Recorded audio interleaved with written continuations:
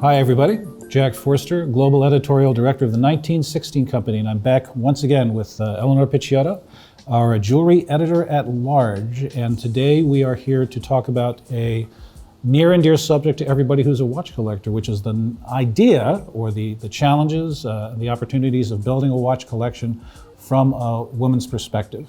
And exactly. Maybe we could start, Eleonor, with you sort of unpacking what that means to you. Well, to be fair, having been brought up in the watch industry, having a father who's a watch retailer, is a bit cheating for most of the people out there. If I tell you my version of what it is to build a watch collection, but it's strangely enough, or not strangely enough, actually, it's a topic that comes really often. Being the daughter of a retailer, working in the watch industry.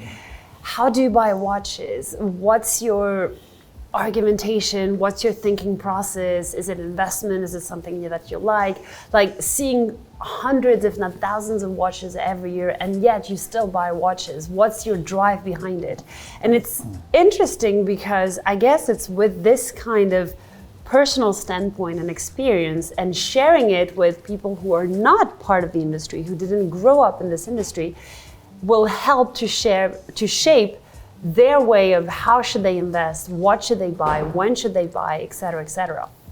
And one thing I wanted to stress out is whenever we think about building a watch collection, and especially in recent years, sometimes it kind of pisses me off because it's always about building a collection equals investing into a watch or a piece that will later make me earn some money.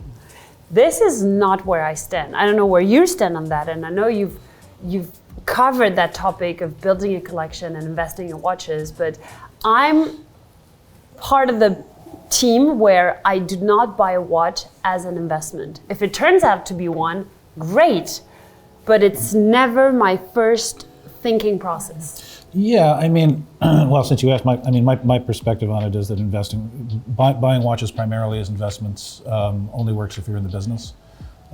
True. And or if you have a lot of money and you're willing to bet on some things because it's a trend at the moment. Right, exactly. But I've always preferred the notion that you should buy what actually appeals to you personally if you're building a personal collection. 100%. And the weekly call that I get saying, "What should I invest in?" Something that you love, period. But if we go back to the notion of building a collection, I guess the first one should be a Flik Flak, should be a swatch, the tiny, colorful one. We've all grew up with one, and even when I traveled throughout the Pacific for a couple of months, the watch I went to buy was a Flik Flak because I thought it was just fun and colorful, and it's watch after all, so it is a real watch. That was in fact your first watch, was a Flik Flak? That was in fact my very first watch, and then I got a G-Shock where I could click on this little button and I could look at the time at night. But I would say my first real watch was actually not a vintage because it was a new one, but it was back in early 90s. It was the first era of the Must of Cartier. So it was a Vermeil case, tiny, with obviously the cabochon sapphire as a crown, but it was stamped Must into the dial. So your first quote unquote real watch was a Must de Cartier. I mean, there's something kind of magical about having a Cartier on your wrist. Exactly, and I was lucky enough to have it quite early on because most of the watch, usually the first watch besides the Flik Flak, when you learn how to read the time, it's either for your graduation or you turn 18. It's usually the first milestone of when you get a beautiful watch. I was lucky enough to have it when I was 14, and I remember very precisely, it was a Sunday morning, it was right after breakfast, and I was in my parents' bedroom and we were talking, and at some point I was like, "Oh, come and show me your wrist." And he just put this tiny little Cartier on my wrist, and I had no idea what a Cartier watch was. And he told me that when he opened his store, the first brand he had was Gérald Jantat, but the second brand he brought along was Cartier. And when he stopped carrying the brand, he kept this watch because it was from the year I was born. And he gave it to me on a random Sunday morning. And it's even more meaningful because it was not at a specific date or something special, because he had to give me this gift. And to this day, I remember as if it was yesterday. Not only is that a wonderful story in itself, as a watch collector, that's kind of the story that you hope everyone will have as their first watch story. So you didn't think of yourself at that point at 14 with your first Cartier on your wrist. You didn't think of yourself as a watch collector per se, Quite frankly, to this day, I don't even think of myself as a watch collector. But if you ask me how many watches I have, then yeah, I kind of am a watch collector. They do kind of build up, don't they? I've kind of built up. Also, I've started buying my own watches, which is also slightly different. And for me, a watch collector, and whether you're a woman, and I think it applies more to a woman because a woman who owns more than one watch becomes de facto a watch collector. Because she's into it, she likes it, she makes specific choices in the pieces she wants to wear, the pieces she either wants to buy or wants to get as a gift. And it is I think it's much more meaningful and well thought, which is usually the opposite of what we think of women, where they just spend their money in acquiring another pair of shoes she doesn't have or another purse she doesn't have. For watches, I think it's far more thorough versus men just buy watches because they don't have this one when it comes to the art of collecting. But at the end of the day, everything is sentimental when it comes to acquiring a watch. And then obviously it's a matter of budget. What kind of budget do you have?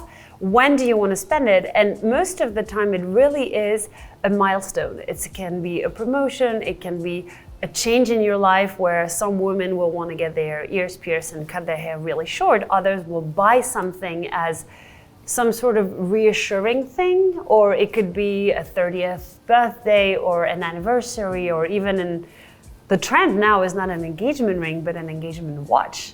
And that whole notion of collecting watches has quite evolved in the last couple of years. So there's a couple of different ways of thinking about the whole process of collecting and what it means to be a collector. I mean, there are people that we know who collect watches, not necessarily opportunistically, but they're systematic in their approach. So for instance, they're interested in collecting unusual and rare Patek complications, and something like a steel 1518 on a steel bracelet, which I mentioned, advisedly, that would represent the pinnacle of their collecting activities. But kind of below that, there's plenty of other things to kind of fill in the gaps. Patek chronographs, split-second chronographs, other complications, and then there's there's collecting, which is motivated a little bit more circumstantially, which is I think what you were talking about, where you're inspired to get a watch that represents. That creates a memory in a sense, or that's associated with a memory that really represents a special occasion. Exactly. And I think, so after, at least in Europe, that's how we kind of all grew up, and even in my circle. And again, I'm not talking about the money spent on a watch, because it could be a Daniel Wellington or a Jaeger Reverso. When I turned 18, the Reverso was the watch that most Parisians would get. And like the Parisian circles where you had a little bit of money and your parents were willing to get you a nice watch. When I turned 18, it was either a Reverso from Jaeger, it was sometimes a Rolex, but it would be either a Datejust, but it was rarely a Daytona. And we used to have a lot of IWC. And the whole Patek AP vibe came next generation. And it was also a more expensive watch than what back in the days you could afford when we were talking about an IWC or a Jaeger LeCoultre.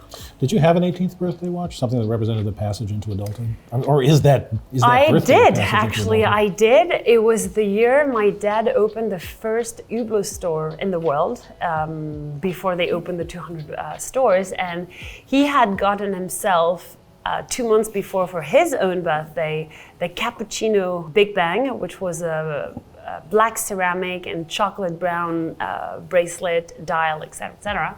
And he had the 41 millimeter diameter, and I had the 39. Mm-hmm. And he gave it to me for my 80th birthday, which 18th birthday. Yeah, Botox is fantastic nowadays. I mean, looking good. For my 18th birthday, I was lucky enough to get an Hublot. Mm-hmm. And the year after, so I was lucky enough to get another watch on my 19th birthday, but My 19th birthday was a very sentimental birthday because I'm very big on birthdays. So remember, October 19th, and because it was October 19th, he gave me on my 19th birthday a watch, and it was a watch that belonged to my dad. And it was a Panerai, one of the first generation of the Luminor Panerai that he got when he took the brand. And I've always loved that watch, even though it was very big, 45 millimeter steel, so like this, like extremely heavy. But it was very manly, and it was at the time where there was the whole vibe of women still their boyfriend's watch. Well, I didn't have a boyfriend nor a husband, but it was just, I was so proud to wear my father's watch. And it was engraved actually at the back saying Eleonor Picciotto, which to this day I love, even though they replaced the back and engraved it with my name. But it was really, and I still love this watch actually. It's funny that you should mention that, because over the years I've seen a lot of women very successfully wearing Panerai and making it work really well. Especially in Europe. Yeah. You sort of grew up in the watch industry, but you weren't necessarily predestined to work in the watch industry. I mean, I have two kids, and neither of them have the slightest interest in watchmaking, or the world of luxury in general. Well, I knew I was going to finish my career in the watch industry. I just didn't think I was going to start in it. And strangely enough, here I am. But we do very different things. He's on the retail side of things, and I've always been in the communication side of things. And what's interesting is, as I grew into the industry, and obviously listening to my dad's stories and listening to the brands where this is good, this is not good, this you should, and this and that, then you become more independent, financially also speaking. You're like, oh, I'm gonna get this watch. It's like, why would you do this? Because I like it, but it's quartz. I don't care. I like this watch because I can wear it daily, and it brings a second point into how do you start building the collection, and especially being a watch collector, does it make you a non-watch collector if you buy a quartz movement watch? Still, there's great watches with a quartz movement, and I'm referring to the Cartier bangle that came out 2 years ago as a bracelet. It is a fantastic watch, and yes, it's quartz, but the design is so cool. And one of the watch I got recently, which is a less than $1,000 watch, is an Alpina watch with this baby pink dial. It's a tiny watch that's super comfortable, that's super easy to wear when you travel, when you work out, and you don't feel it on your wrist. And it's part of the thing where maybe you should tick the boxes where you have a watch that you don't have to really worry so much about. And then you have the watch that's a little more feminine, that could be adorned with maybe gemstones, that is not just like a gem set watch, but you wear it for special occasions, even though I do believe, just like jewelry, you can wear anything any days, but that's just me.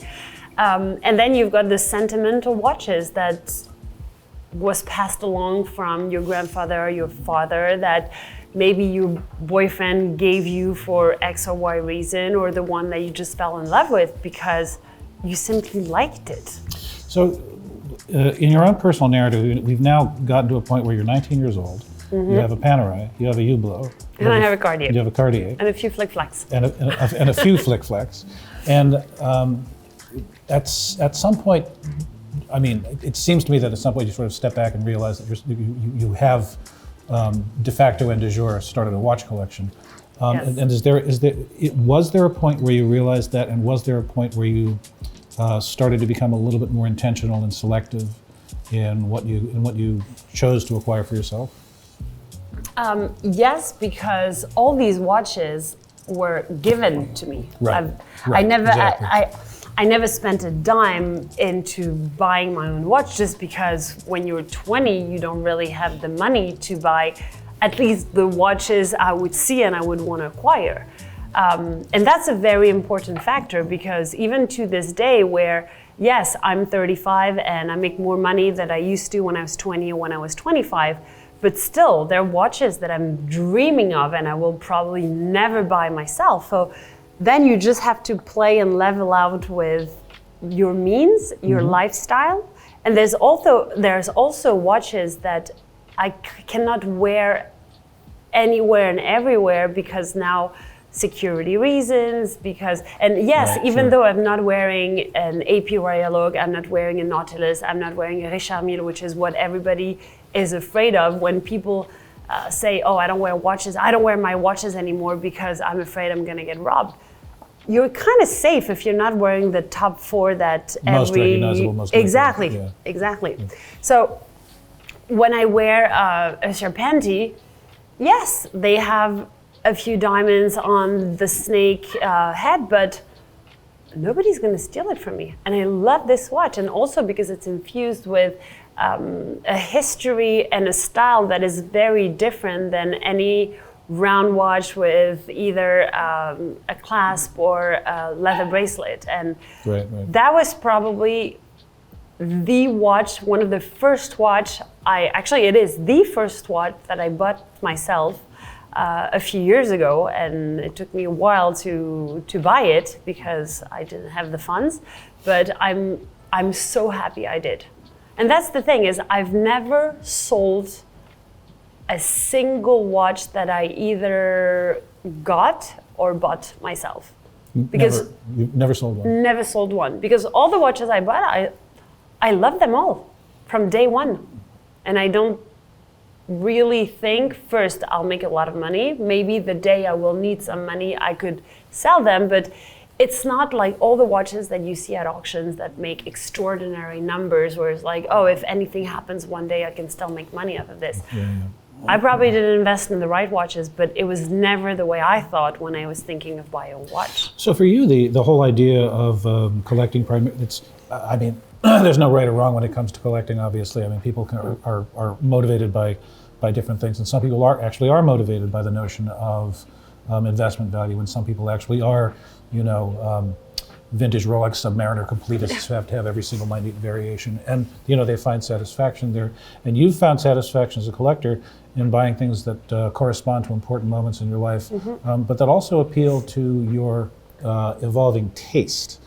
And one of the things that's very difficult to predict as a collector is how your taste is going to evolve. It's true. And a lot of the Monday morning quarterbacking or sort of retrospective analysis that we do about our activities as collectors has to do with us looking back and saying, wow, if I'd only known then what I know now. But what ifs? You can recreate the do you world. think that's a meaningful question or a useful question? Of what? What if I had invested in this watch when I could? I mean, what would I have? I mean, it's an exercise in speculation, but I sometimes wonder what I would have done differently as a collector. If I'd it's known interesting you say that. 15 years ago, what I know now. It's interesting you say that because I think it also goes with the gut feeling. When the first Elegante by F. Pigeon came out, the very first second I thought, I want this watch. And I remember at the time it was 11,000 or 12,000 Swiss francs, and I just loved this watch, and I kept on telling my father, my friends, the people in the industry, I love this watch. It's like, it's electromechanical watch, it's not really movement, and that was kind of my first reaction. What's that? That was kind of my first reaction. Of course, I was like, what's Francois Paul up to? That was back in 2000, maybe 13, 14, something like that, and ever since that day, I've been wanting to buy this watch. Fast forward, now the price is not what it was, and I should have bought it back in the days, but I didn't have the money. Right. It's probably the only example where it still sticks to me 10 years after, and it's like when nobody wanted it before it became a thing, that's when I should have bought that watch. And the second example I have is a Daniel Roth, that obviously is now become extremely popular, especially with the subscription pieces, and now that Jean Arnaud is putting it back into one of the key independent brands into the LVMH group. It was more than 10 years ago. I stumbled upon a few pieces. It was, I was traveling, it was Christmas holidays, and my friend who owned the store is like, sure, I've had them for the last 20 years. If you want one, I'll make you a great price of it. And I bought it for maybe 40% of the price, 30% of the price. Today, it probably is my most valuable piece because now it's gotten quite an exponential value. But until 3 years ago, nobody was interested in the Daniel Roth. So I think in the collective, it goes back to what you were saying, is that you cannot predict what the trend will be. I remember my father telling me 15 years ago that the Royal Oak, the dual tone steel and gold, he had so many, he couldn't sell them. And now it's what everybody, I mean, now it came down a little bit, but it was for the last couple of years when everybody was looking. So trends is like fashion. One day is up, it's the cycle, and then one day is down. So it's very hard to know when should you buy it, but most importantly, when should you sell it? And that's another thing into the collecting business where I'm really not the right person to ask. So, I mean, one of the premises, or the basic premise for this particular conversation was a woman's perspective on watch collecting, and a lot of the kind of like public discourse, I assume private discourse too, around women in watch collecting over the last few years has been an appeal to the notion of watches as being gender neutral, and the idea that, and I think that that's a useful element to have in the conversation, because the one thing that I think we could do with less of in general in the world is a prescriptive attitude towards what other people should and shouldn't wear, and and shouldn't be doing. So on the most fundamental level, there's no right or wrong, but that's not really what this conversation is about. This conversation is about, is there in your perception, in your personal experience, and your experience in discussing watch collecting with other women, is your experience that there are different perspectives that women bring to watch collecting, and more specifically, what are your views on the idea of collecting women's watches, specifically, or watches designed for women specifically? Well, like the Elegante is an example. I think it's considered pretty much a watch for everybody at this point, but it was originally designed as a ladies' timepiece. But I mean, there's a few watches that have been designed solely for women, just like the Reine de Naples from Breguet, or even the Première from Chanel, or there's a couple of watches like this that were designed for women. But if we go back to the first question of how to build a collection as a woman, I think women are much more cautious, and they will not buy two sports watch. I mean, they can, obviously, but we're talking more like generally speaking. They will, and especially my friends or people who come to me asking for advice, like, well, I already have a sports watch, so I want something more feminine or smaller or this, with like specifics, just like when you build a wardrobe, you have a pair of stilettos, you have a pair of leather boots, you have a pair of sneakers, you have a pair of sandals. Mm-hmm. I think it goes the exact same way with watches, because they don't want to have too many. So if they have to build one, they've got the sentimental one, which is usually the one they haven't chosen because they inherited from it. Mm-hmm. But then they want to have a sports watch, the day-to-day, where you don't have to really worry so much. You have the evening one that is more delicate, more refined. It could be more jewelry, or it could be more gem set, or just tinier, thinner. Like I'm thinking of a Boucheron, I'm thinking of a Première. All these watches are not gem set, but they're very delicate and feminine, almost like a piece of jewelry.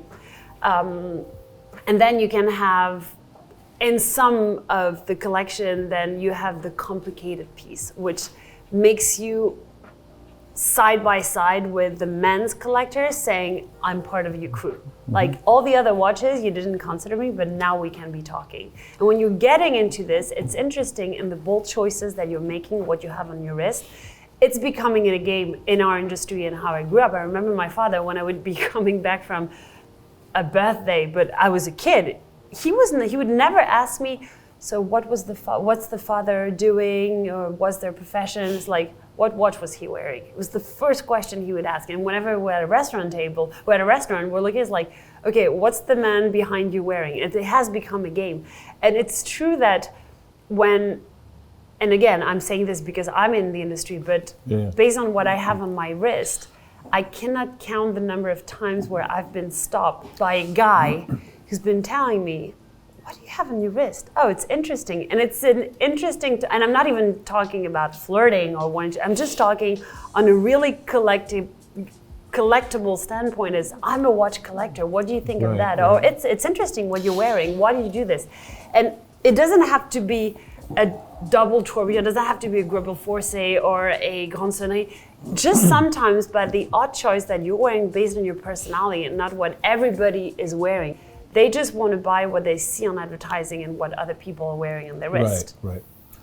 But to me, it's something where, and most of the time, I've been able to convince them to go sideways, just because it's not because they didn't want to look at other brands or alternatives, it's just that because they didn't know they existed.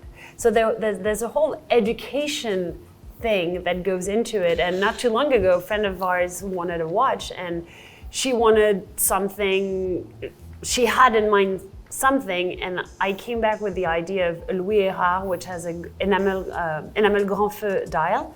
And I explained why and how it's impossible to find an enamel grand feu dial at this price, and it was just made in a limited series and this and that. She was the happiest person in the world. And I was very happy about it, because I just brought another story in education, and that's why we're doing these videos, and that's why we're constantly thinking of what other people think when it comes to the watch industry and the art of collecting per se. You made an interesting remark. Well, you've made several interesting remarks. That's why we're here. One of the things that struck me was your comment on the sort of variety of different watches that you find in your collection, and you were making an analogy to the variety of shoes that a woman might own. And my shoe collection is monotonous. Interesting. Unfortunately, I have to confess, my watch I realized about a month and a half ago that my watch collection, such as it is, and like you, it hasn't been deliberately constructed as a collection so much as it has, kind of like these things have all kind of like washed ashore over the last 25 years. But I was looking at the watches that I own, and the vast majority of them have black dials. There's almost no colored dials in there. A depressing number of them are dive watches. And there's just, and there are outliers, of course. I mean, there are watches that certainly don't have black dials and fall into that category. But, I thought to myself, my God, if somebody would, if somebody looked at this and were trying to evaluate my character, they would say, here's a person with a deplorable lack of imagination. It's not rational, but it seems rational. Yeah, but it's called obsession, and it's obsession and being a collector. Again, I'm talking about my dad, but my dad has been one of the most influential person in my life, and he's what we call a collector, but like an avid collector of anything and everything. Right now, he's been pretty much collecting every single money clip that has a watch that there is on the market. It's been like, and it's crazy because when he has an obsession, I was like, but you already have 30 of them. Yeah, but I don't have this one. It's actually amazing how many of those there are, just parenthetically. Yes, but this is very much a men's thing. I don't know a lot of women who will just not collect, but stack on thing and pile on stuff. Like, you can only have so many white t-shirts or so many stilettos, but you can have 50 stilettos, but one has to be in leopard, the other one has to be in lizard, the third one has to be varnished and then suede. And it brings out a variety of things that you don't have, but you rarely have twice like this similar things. I think it was American Psycho where Patrick Bateman opens his closet for the first time and like all the suits are exactly identical. Yeah, that depresses me. A friend of mine one day posted this on Instagram, and it was like all black and gray, and I actually texted him back my closet, which was a rainbow of colors. He sent me an emoji of the little face puking. So that was just like how different people, if you look at my collection, it probably what comes with my personality. I love colors, I love things that are very different. I'm not like a monogram thing. And when it comes to, again, back to the original question, which is building a collection, you can build a collection in a year, you can build a collection in 10 years. It depends on what you have, it depends on what you love, it depends there's no rule, and as you said, there's no right or wrong. But it's true that when you invest some money, regardless if it's 2,000 or 200,000, you need to love that piece, you need to enjoy it, and you need to wear it. Right. You've talked a couple of times about growing up in the watch industry, and for a considerable chunk of both of our adult lives and for most of both of our professional lives, we've been looking at watches and talking about watches and thinking about watches and evaluating watches. And one of the interesting things about being a media professional in the watch industry is that you get to see a lot of stuff. And what I've noticed is not only in myself, but also in other people who are exposed to a lot of product and directly exposed to a lot of product, after a while, it takes a lot to excite you. You know, I mean, and what I've noticed over 25 years or so is that my taste has gotten kind of weird. Like it's really only like the bizarre, eccentric, definitely not for everybody stuff. It's always been like this for me, yeah. so Okay. I don't really know what to say. Has it really? It's about Yeah, I think I've always liked, been... but again, to be fair, I grew up being educated to be different and not wearing what everybody would wear because, again, back to the question, when you turn 18, you earn a little bit of money, you want to invest in something that just sets you apart from what everybody's wearing, which is a Swatch or an Apple Watch nowadays, but when I was 18, it was not an Apple Watch. Yeah. I'm not saying that you should directly get into an MBNF or an Urwerk where they're making just 100 pieces to a price that's super high, but it's just set yourself apart. Right, you want to buy a watch that makes you different from all the other ones who are wearing a Swatch, then be really different. And that's why my mind and my brain was kind of trained into liking what most people don't. And even, I guess, in the way I dress, I usually like what people don't. Same goes with jewelry, but then it's a personality thing. Yeah. So I think it's good to see some role models and you get inspired, and I get a lot of people who tell me, oh yeah, you can do it, but I can't. Why? You can, and again, we're lucky enough to not only see thousands of watches, but we're lucky enough to try them on and see how it looks on our wrist, it feels and sometimes from something that you see to something that you try on, there's such a gap. And recently the whole debate was with the launch of the Cubitus, where people thought it was too heavy or too large or too this, until you have it on your wrist. You don't really know. We also adjust to things, you know. I think people forget that. I mean, you remember when the Balenciaga S sneaker came out, and I mean, people were outraged. You know, I mean, the reaction from almost all quarters was, this is the most hideous thing that's ever been created, and it's completely impractical as a shoe on top of everything else. And you know, now it's, I think, 5-6 years later, and you know, we're all like, okay. Same goes with the Birkenstocks. Yeah. I mean, it's probably one of the best examples. Birkenstocks were German sandals that nobody would wear, and now it's become the most fashionable sandals to wear over the summer. So it is true that also with trends and stuff, but one thing, again, I repeat myself, if you want to build a genuine watch collection, it needs to resemble who you are. It needs to look your personality, your lifestyle, not necessarily the money you make. I know a lot of people who make a lot of money and have watches that are very cheap, and it works the other way around. I know guys and girls who own very expensive watches who are barely making any money. So it's also a thing with status, but buying a watch wanting to belong to some sort of class or convention or culture, whatever, is the wrong way of doing this. Yeah, I think you know, we've covered a lot of ground, but perhaps one of the most interesting and important transitions you can make as a collector is when you stop getting what you think you should get, and you start doing things for your own reasons. Exactly. Well, thank you, Eleonor. You're very welcome. Fascinating as always, and obviously an infinite number of possible perspectives on collecting, but to build a collection that speaks to who you are instead of where you think you should conform is a pretty powerful idea. And thank you, everybody, for joining us. Thank you, Eleonor. Thank you very much. And if I may just add, because I'm pretty sure we're going to have some in the comments where people will ask what could they invest if they want a true piece of watchmaking at an affordable price. There are many out there, and maybe it should be the topic for one of our next discussions. Yeah, I think so. I think so as well. So more later. Take care, everybody. Thanks for joining us.